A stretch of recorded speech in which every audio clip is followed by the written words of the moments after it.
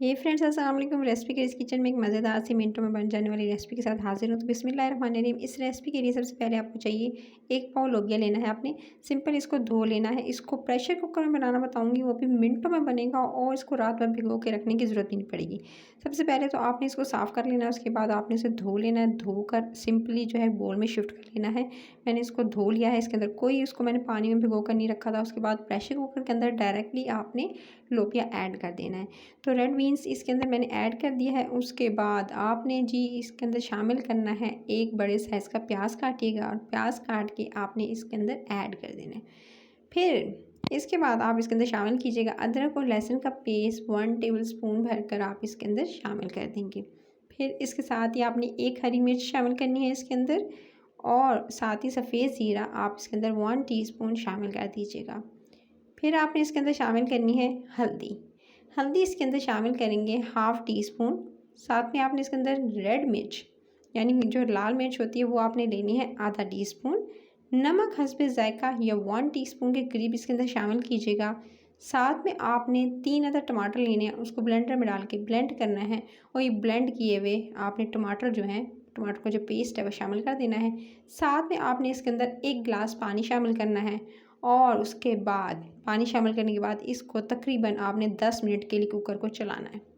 10 minute cooker को चलाया, ये देख सकते हैं अच्छे से हर चीज़ जो है वो डन हो चुकी है, यानी हर चीज़ गल चुकी है और 10% जो है सिर्फ़ और सिर्फ 10% इसके अंदर जो कसर रह गई है लोबिया को गलने में। थोड़ा सा पानी इसके अंदर अभी भी रह गया है।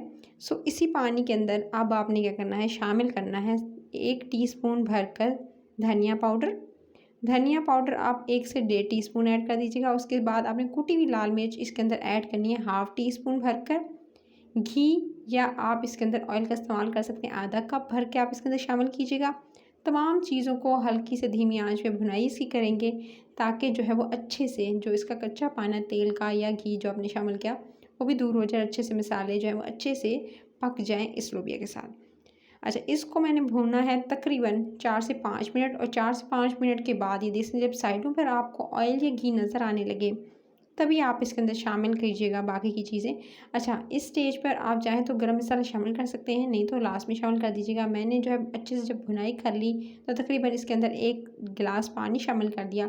1 गिलास पानी मज़ीद शामिल किया और उसके बाद जो है मैंने दोबारा से ढक्कन लगा दिया और ढक्कन लगाने के बाद फिर ये देख सकते हैं परफेक्टली डन हो चुकी है रेसिपी। उसके बाद लास्ट में बस आपने इस पे डालनी है कसूरी मेथी हाथों से मसल कर और साथ में आपने जो है थोड़ा-सा जी इसके ऊपर गरम मसाला डालना है तकरीबन हाफ़ टी स्पून। तो ये मज़ेदार सी रेसिपी हो जाएगी डन।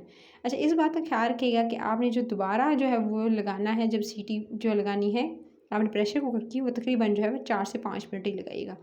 उसके बाद परफेक्टली ये डन हो चुकी थी रेसिपी। आप इसे चावल के साथ उबले हुए और साथ में रोटी के साथ एंजॉय कर सकते हैं। रेसिपी अच्छी लगे तो झटपट सी रेसिपी के साथ सब्सक्राइब, लाइक और शेयर ज़रूर कर लीजिएगा। अपना ख्याल रखिएगा। Till the next video, take care.